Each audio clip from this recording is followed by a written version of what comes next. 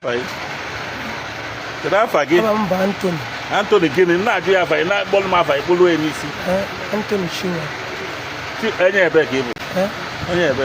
Onye otu ọcha. Ebe na otu ọcha? Aguleri. Ka ebe ọ na Aguleri ebuka? Enu obodo. Ndị bụ na agbakwa na ị na-alụ ife a? Yaga mama ngo mpa mango ne ka nji iri. Ka ebe ị na-alụ gụwa na-ekpokọsị ndị a? Gụwa na-ekpokọsị fa? Gụwa kpokọsị ndị a? Ndị a niile? Ka ejizi ekpote fa? Ị na-afụ ụzọ? Ị na-afụ ụzọ? Ka ejizi ekpote ndị a?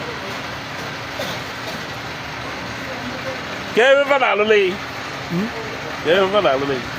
Ọ na-ejere m alụlụ n'ụlọ ụka. So ikpotesi afa igbolu bajere n'ụlọ ụka. Ndị ụlọ ụka ego ole ka fa na-akwụ gị? Ọ na-akwụ 4-5. Ihe akwụ ndị a ịkụziri ndị a ego 500 abụrụzi ya nke gị. So ka ebe fa na-alụlụ fa wee jee n'ụka. Onye ụfọdụ na-anatara m data. Ọ na-alata yes nke a na-anatara data na ọnọ nke a na-anatara data. Nke a sị na ọ drop out from university na-anatara data. Ụfọdụ na-edezi afa ndị na-ejere ya ọrụ. Nke a ọrụ sekretrị gị na-edere ya afa. Ọ bụ onye nke a look at the camera. Ọ bụ onye ma na-edekọrọ ya afa. Then gụwa bụrụzi onye isi emezie gị na pasta akpazie ituluzie bajere n'ụka eluzie akpọpụtara kọlụ kwuru si alụ ya gwụlọ dị kọlụ m o kọlụ m ọzọ ilozi ozi ozi a na-ekweta ihe eziliba ọ na-ekweta ife eziva emezi ava bịa nye testimony na ife eziva emego eziokwu. Oh my God. Ngwa gwaba m pastọ ị na-alụlụ ọrụ gwaba fa ncha niile ebe ya gwaba pastọ niile ị na-alụlụ ọrụ. Na m alụ ọrụ n'Ọnịcha ebe m na-alụ ọrụ bụ na Asaba and Enugu steeti. Ife njụrụ gị bụ ndị Enugu steeti ya afụ vidiyo ka afọ pastọ a Uche gịnị? Uchenna Ike. Kedu afa chọọchị ya? Samana mama church no have. Ka gị si ama the pastors?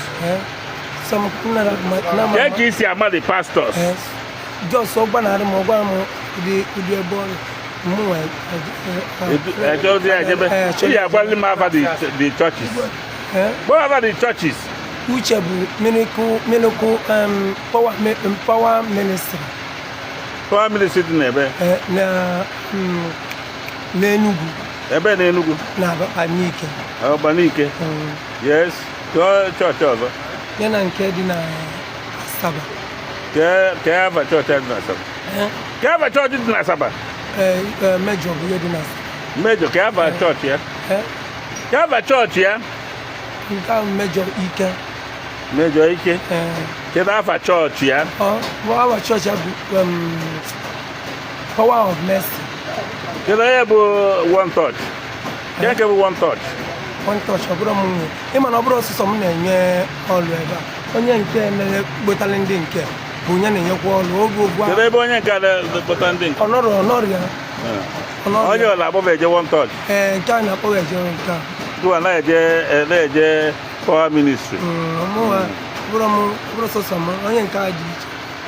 For the benefit of those people viewing this video, these people are fake miracle people. They go to churches. This man is their coordinator. He is the one that gathers them, keeps them in a place where they call Jega in Akuzo village in Umpo. And what they now do is they send them to churches where they will give fake prophecy concerning them. And they will accept that the prophecy is true. Later they will go back to the church and give testimony that the prophecy has worked in their lives. And they will be paid 4,000 naira, out of which their coordinator collects 500 naira. 4,500. Coordinator, you collect 500 naira from each of them, Abi? May God have mercy on your soul in Jesus' name. May God have mercy on your souls in Jesus' name. And you are here saying name I love you. Okay, you go. Shut up. Why are you busy? You still go back there. Yes, collector.